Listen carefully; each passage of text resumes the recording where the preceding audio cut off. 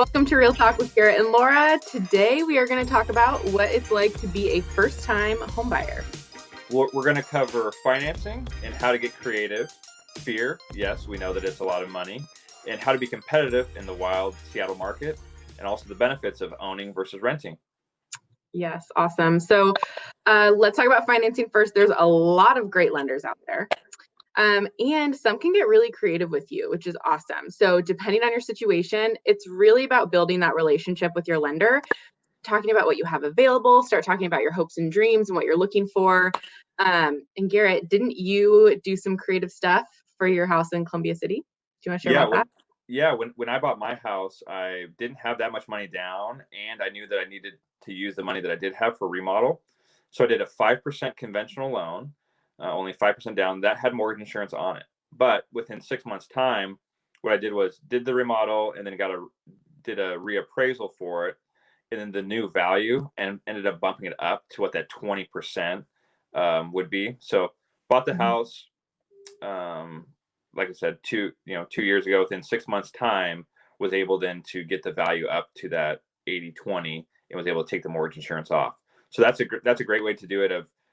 Just get the loan for what you can when you have the down payment amount money, and then figure out the rest later. Yeah. Okay. Yeah.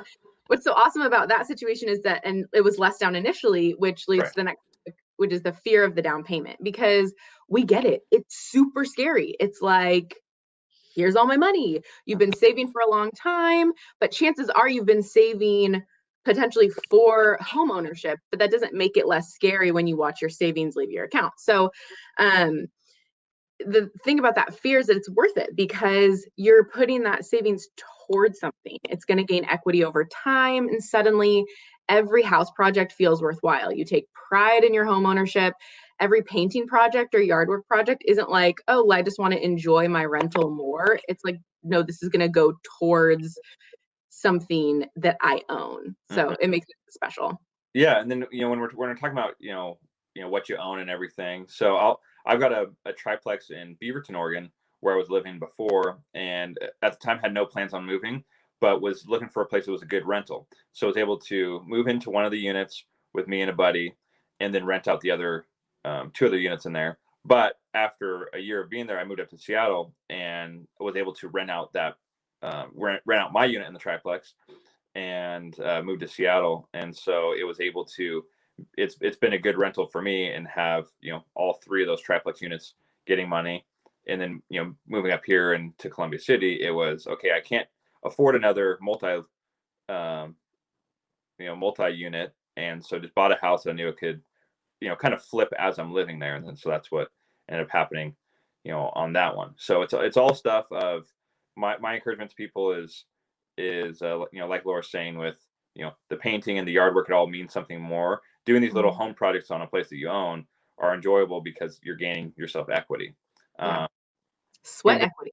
Exactly right. And then going over to the competitive market piece, it's like, so we've figured out our financing, and then gotten over the fears of it being a lot of money down, and making a big decision. And then it turns out your price range is super competitive. So now what do we do? Yeah.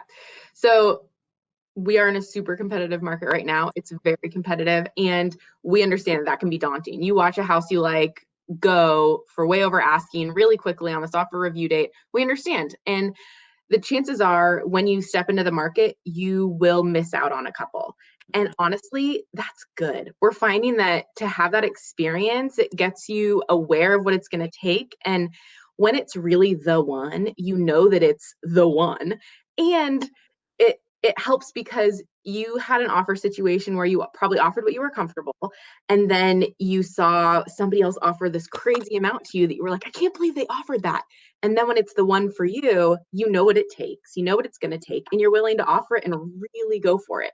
So it's worth stepping into the market, exploring your price range, and just kind of dabbling and seeing what it's going to take until you find the right one for you.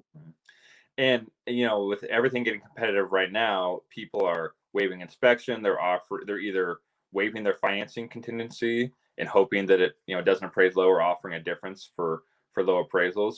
And even too, since since March, and maybe it started because of COVID or just as the market now, there isn't even enough time for people to do pre-inspections before offering. That then would then mean that they're taking 3 hours in a house. So what listing agents are doing is having the seller do the inspection ahead of time and have it on file.